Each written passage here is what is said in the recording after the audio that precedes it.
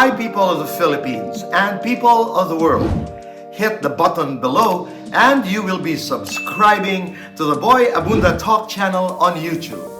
Let's keep talking. Kaibigan, tuloy ang usap. We can bring together different segments.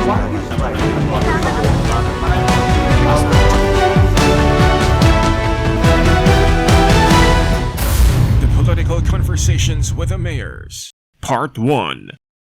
Mark, maraming salamat. Thank you po, Tito. Welcome to the Political Conversations. Napapag-usapan natin yung nakaraang eleksyon. Kumusta? How was that? It was smooth po sa Lucena. Di naman po masyado magulo. Tahimik naman po natapos yung election. That's why I'm thankful po na first laban ko, tahimik po yung laban. Ano yung baon mo nung pumasok ka doon sa eleksyon? Ang baon ko lang po nun was hard work and new ideas. Pero paano ka nagpakilala? I started as an executive assistant po. Ng Na dad? mayor. Yeah, yes po. Who was your dad? Yes po. Okay. And noong ikay EA ng daddy, nakakaikot ka. Yes po. Yes But po. what was your concept of governance? What was your concept of being a mayor? Nung time po na yon, I was so enticed by the idea of changing the image of the government. Kasi parang lagi kong naririnig pag sinabing sa gobyerno, ay masusungit yung mga tao dyan. Feeling nila hindi sila welcome sa gobyerno, parang ganon. So, yun po agad yung pumasok sa isip ko. Sabi ko, pag nabigyan ako ng chance ng mga tao, I will make sure that I will do my best na mabago yung image ng government. Babalik lamang ako sa eleksyon. Tahimik. So, pag pinag-uusapan ng eleksyon, meron din mga, pag-usapan natin itong mga misconception, ang image. Pag sinabing eleksyon, magulo, Yes hindi po. naman magulo. Yes po. Pag sinabing eleksyon, kailangan mo ng maraming pera. Yes po. Did you need a lot of money to win these elections? Hindi naman po. Kasi nung time na yun, Tito, nagsipag lang talaga ako eh. Sipag meaning, anong ginawa mo? Pumupunta po talaga ako sa House to tao, house? House to house, Tito. Okay. Ganun po talaga sa amin. House to house, kailangan makilala ka ng tao with or without money. Pagka hindi ka marunong makisama sa kanila, negative factor na po yun. Gaano kalaking bagay yung Alcalaca? It was a big part, Tito. I'm not gonna deny it. It was a big part kasi known na po yung apelyido. Going back pa po nung time nung great-grandfather ko na naging governor po for 21 years kasi was martial law. So, kilala po yung apelyido sa larangan ng politika. Pag lumalakad ka, paikot ng iyong lugar sa Lucena City, napapagkamalang kang artista? How do I put it? Not necessarily artista, but they treat me like one. They do. Yes po. Explain that. Paano? Siguro partly good genes from my mother and father. I'm thankful and blessed for that. But then I had to show them na it's not only the good genes, but also the good heart for public service. Pero doong sa eleksyon na yon, ano yung pinaka-importanteng mensahe na ipinarating mo sa mga taga-Lucena? Kaya pala ng isang kabataan na kagaya ko na tindigan ng mga tao, especially nung time ng pandemic. Especially in those tough times, meron pala silang makakasama. Not because of the age, but because of puso na paglingkuran sila. Mark, is Lucena City a better place because of your leadership? I can say, Tito, Lucena City is a better place because of the friendship between the government and the public. Kasi sabi ko sa kanila, open naman po ako, Tito, sa mga criticisms. At saka, if may suggestions sila, please let me know. Kasi hindi ko naman po alam lahat ng bagay. So, I think Lucena is a better place because we are united. Okay, how do you make sure that the feedback mechanism between you and your constituents happens? Meron ka bang mga... Meron po ako, Titong, tinatawag na VIP ka program. Lahat po ng offices ko is ginigradean ng HR namin. So lahat sila may feedback forms and lahat feedback, may comment section. So every week nag-award po ako ng best offices. Paano mo na conceptualize ito? Actually, pasasalamat po ako. I have a mentor, si Tito Archie Inlong po, who I started with. dun sa VIP ka program na gusto namin ma-feel ng mga tao na pagka pumunta sila sa City Hall, sa Lucena government, is they are treated like a VIP. Hindi ba mahirap pag nag introduce ka ng mga konseptong ganito sa isang organisasyon na doon na nagkaanak, tumanda, nasanay na sa Mahirap mga dito. kaugalian? Mahirap. Mahirap. Paano ang Kasi ginawa mo para mas maunawaan nila? Hindi nila nakasanayan. Hindi talaga. Tiniis ko sila dito. Kahit sinasabi nila, akala nila kasi syempre nung di pa po ako mayor, yung lagi lang ako nakangiti. Akala nila ngiti-ngiti lang. Tapos nung upo ko po doon, mahigpit pala ako, sabi. How long did it take you to make people understand? Months din siguro Months dito. din. Na 2-3 months. ito yung gusto ko. Ganun naman talaga if you're setting a program to your mind. That's true. Sa utak ng mga tao. It takes time. Tapos may resistance. Oo. Siyempre, ano ba naman yan? Ba't biglang may ganyan? Tapos nung nakita nila dito na natutuwa yung mga tao, na-appreciate na rin nila. Na yung mga tao, thank you po kasi welcome kami dito. Yung mga simple gestures na gano'n. Do you have a political hero? My political hero, except my father. Except your father. The standard of our generation now is Mayor Vico. We haven't met, pero kasi Okay. based dun sa mga nakikita ko sa mga ginagawa niya, siya talaga yung standard ng generation namin. Pagdating kasi sa kanya, medyo binabago niya na yung style ng pagiging politician. And consistency. Yes, Kasi and lahat naman ng batang politiko, yun ang sinasabi. Yeah. Many decades ago, every time a young politician would come into the scene, they would talk about changing the political landscape. Everybody would talk about the ideal. Everybody would talk about, the people. Everybody would talk, yung ganon. Yung ganon. So, importante sa atin yung consistency. Yes po. Diba? And I think that's what you're seeing Definitely. in Vico. Yes po. Oo. So, I know you're very young and you may be in a work in progress in terms of ideology, in terms of philosophy. Pero habang ikaw ngayon, kasalukuyan mayor, do you also feel that sometimes it is important to be feared? Yes, Tito. Can you explain that I don't based wanna on your say experience? feared, Tito, but respected. Yes, I understand that. Kasi pag kinakatakutan ka, feeling ko malilimit yung potential ng mga kasama mo. But I feel like it's important to be respected so that they follow you. Impact, making a difference. Right now, 1 year into the office, aside from trying to change attitudes, aside from what we talked about, VIP ka, anong mga programa ang ginagawa mo at gagawin mo para matupad mo yung desire mo, to make an impact and to make a difference? Una siguro, after po nung VIP, kasama na kasi sa VIP is welcome yung lahat. I mean, no gender, no religions, but I will work with you because of what you can do. Not because of what your religion is, or kung babae ka, lalaki ka, trans ka, but kung ano yung kaya mong ibigay. From there, mabibreak yung barriers dito. After na mabreak yung barriers, mas lalong magkakaroon ng limitless potential yung pwede nating magawa. Tapos doon ko na po sinama dito. Kasi ang tagline ko was Boom Lucena. I'm sorry? Boom Lucena, Tito. Boom! Boom Lucena. Lucena. For Lucena to boom.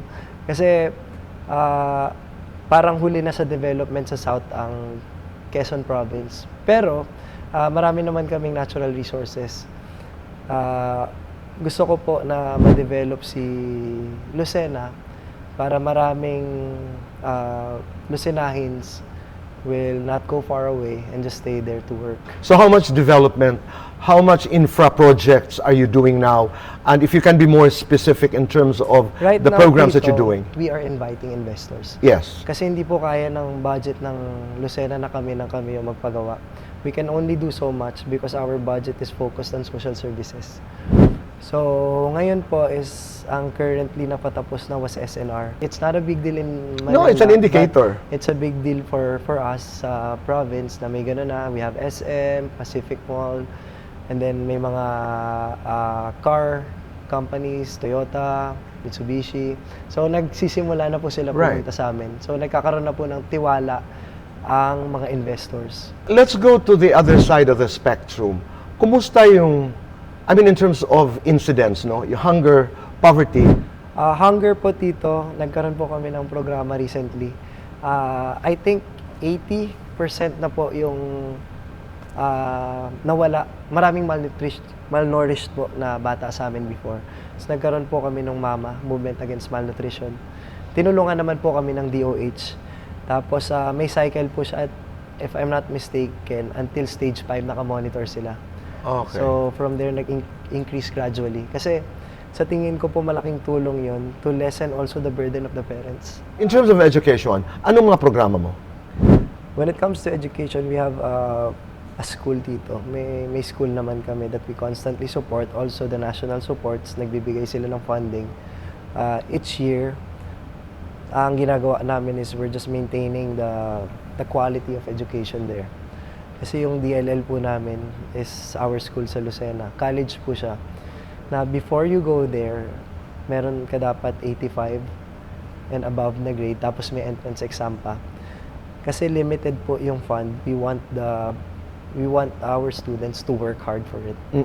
So, ang ganda naman po ng kinalabasan. Lalo na yung Lucena because it's getting to be an educational hub. Yes po. Ang daming pumupunta doon para mag-aral. Mag-aral. What is your political ambition? Gusto mong maging gobernador? Gusto mong mag-congressman? Gusto mong maging senador, presidente? Hindi ko po- You have a long way to go. You're very Hindi ko po young. iniisip dito kasi I'm gonna do my best with what the people gave me. And then from there, whatever opportunities that will come, siguro I will take advantage. You will move from there. Yes po. Pero yung now and the present Yeah, are the most kasi important bago pa to po you. ako dito eh. Okay, let's talk about certain issues. Anong partido mo? Right now po, PDP laban. Gaano kahalaga ang national organization sa mga taga-lokal? Do you really need the national party for you to win? Nung time ko po, in a way, nakatulong po siya kasi that time, partido po siya ng presidente. So, of course, mataas yung rating ng president. But at the end of the day, it comes down po sa kung paano ka talaga. Okay, Mark, some people would say, Alcala yan eh. He's part of a dynasty. Yes po. Anong yung reaksyon? When it comes to political dynasty, naniniwala po ako na it all comes down to intention. Intention po nung mauupo. Whether you're from a political dynasty, a political family or not, whether you serve 1, 2, 3, or even 20 years, if you intend to cheat on the people that trusted you, kahit saan ka galing, yun yung mangyayari. But if it's the other way around, if your intention, especially ako dito, bata kasi ako, so iba talaga yung pananaw ko siguro. Siguro, then if that's your intention, I think no matter where you come from, you will be loved by the people. Simply said, may nagmamasid at nakikinig sa ating pag-uusap. Mayor Mark, ano ba talagang ginagawa mo para sa Lucena? Ano ba talagang trabaho mo para sa Lucena? Anong sagot mo doon? I'm just a representation of the people's dreams na pinagkatiwala nila sa akin yung mga pangarap nila. How do you relax? Yun yung tinatanong ko sa kapatid ko dito. Kasi ang hirap pala mag-relax pag nandito. Ang hirap. Kasi pag sinusubukan mo dito, syempre, ang style po kasi sa amin, lahat dumadaan sa akin. Especially sa assistance. So whether it's a small amount or a big amount, dumadaan sa akin. So pag nagpapahinga po ako, pinagpapaalam pa rin po nila sa akin. Kahit siguro 10 pesos, ganun. So, di ko pa po, yan yung di ko pa nasosolve dito. Hindi ko alam paano ako magre-relax. Kasi yung basketball, competitive din siya. Hindi ka rin makarelax talaga. Oo. At professional basketball player ka, so it's not, Oo you nga know, it's po. not to relax, but it's to compete. Tapos pinagsama And to ko pa win. sila. Yes, dito. Oo. Diba? Pagdating mo kasi sa court, at the end of the day, competitor ka eh. So kung hindi ka nakakapag-relax sa basketball, do you find time for love? Private dito yung... as much as possible, I try to make it private. Kasi yung buhay ko nasa publiko na yun. So, Let's talk about it. How much privacy do you expect from a public job like yours? para hindi ako ma-disappoint, not much.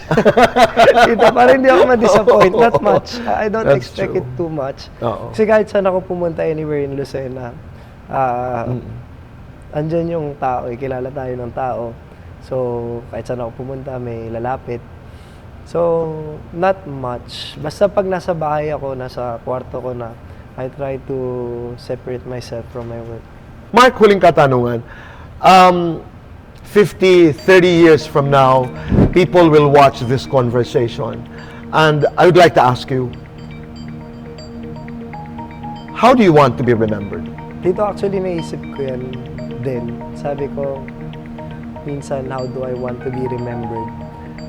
Ang sinabi ko lang sa sarili ko, after this interview, 30, 50 years from now, did the system change me or did I change the system? So, yun lang. Baka kasi mamaya... Anong sagot nun? That's interesting. Tito, I wouldn't know. Did the system change me? Did I change the system? And your answer is, I don't know. I don't know, But you're going towards what? Right now, Tito, I'm trying. To change. I'm trying to change the system in a way that I think it's right. That simple lang, Tito. Don't lose that. When you say naman na what I think is right, pwede mo pa rin namang dagdagan yun based on the opinion of others. Tama. Kasi willing naman ako to listen. Collaborative ka naman. Yes, Tito. Nakikinig ka naman. So, that is for us to find out 30 years from now. I like the humility. I like the practicality of your ideas. And I also like the fact that you're saying, I'd like to see. Oo, itong pinanghahawakan ko ngayon. Pero, to the best I can, I will not lose my sense of what is right Yes, po. and what is wrong. Mark, salamat. Tito, thank you so much. Thank you for your time. Salamat.